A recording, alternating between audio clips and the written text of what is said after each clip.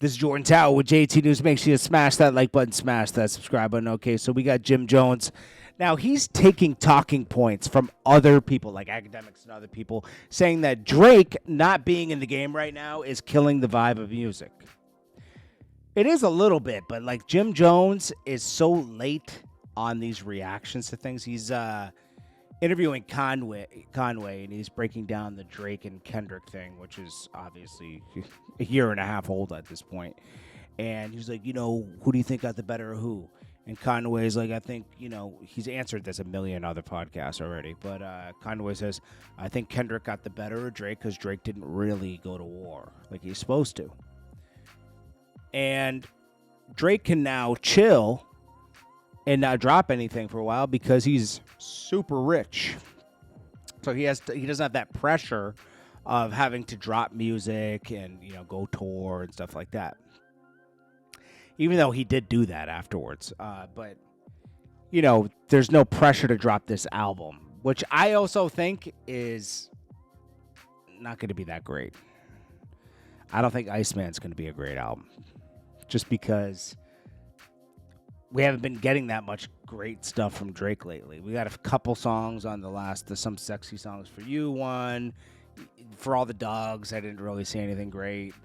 And the Certified Lover Boy was okay, but it seems like he's just kind of dropped the ball to me. But the vibe is the vibe missing because Drake really does push the culture forward, and that has been lacking, helping people out with features and stuff like that. Kendrick doesn't do anything. Kendrick is just Kendrick. He's a good rapper, but he doesn't really push things forward. Whack 100 reacts to 50 Cent and Fabolous. He actually thinks Mano did a good job. See, this is how you know, like, this guy's not really that in tune with stuff. Like, Mano sucks, bro, at rapping. He really sucks. He put Dave East. I think he put Dave East below Mano. Dave East is a way better rapper. Jim Jones and Mano at the same level to me. Fabolous did the best on that diss to 50, and then it goes Dave East, and then Jim Jones and Mano equal. Now, he thinks the whole G Unit has to respond to these guys. No, these guys aren't even on the radar for anything, Fab hasn't dropped a record in forever. Dave East is still struggling to get his music heard. Jim Jones, nobody wants to hear it, goes triple plastique. And Mano, come on, bro, crickets. So all 50 has to do is pull back the curtain, reveal Fab skeletons, which there's plenty. There's plenty more about Jim Jones. Mano's definitely still scared because Alpo's still alive out there looking somewhere. Dave East, I would just chill on because it's like he's only involved by default. But we'll see. That'll probably happen after New Year's because 50 Cent has this new, I think he's going to be on ABC for New Year's or CBS, one of those big ones. So can't really do all that before New Year's. Got to focus on that show. Then we got Vitali, YouTuber Vitali. As we know, he got, I think it was like Vietnam or something he got arrested. Where is Vitali arrested? Vitali in jail. I think he has 5 years. So he's in the Philippines. So yeah. So he had a pending court case. How many years did he get? Now, in jail, he for stealing, I think he stole something. You can lose his. They can chop off your hand, and I think they did that to him. So they said they're going to give him like 2 years in this prison. Some people were saying Vitali wrist cut off. I think they cut his wrist off. They did something to him. There's no evidence yet of this, but this is a rumor that's going around. We'll see. 50 Cent comments on this Zeus documentary that's going to drop with Diddy's sons. Diddy's going to be on it talking from jail. basically they're going to be talking about they're going to try to proclaim he's innocent and all this other stuff. They're going to talk about their struggles with the whole case. Listen, there's nothing really to defend here. Diddy's going to do his time and come home. And it's a light sentence for all the things Diddy's done in his whole life. I know his kid, these are his kids. They're supposed to feel this way. They're supposed to want to protect their dad. But 50 Cent says, wow, I really want to see this one. I'm not sure if this was a good idea. There might be a room for a part 2 with 50 Cent after this. Rick Ross lands in Detroit. Where's his thing? I can't find it, but he landed in Detroit for some. I forget what was going on up there. He took his jet up there. It had to be a big event. Let's see, Rick Ross. Let me see, Detroit. For some reason. Oh yeah. He was banned from performing in Detroit in 2014. You should check with local gatekeepers. I wonder what he's doing up there.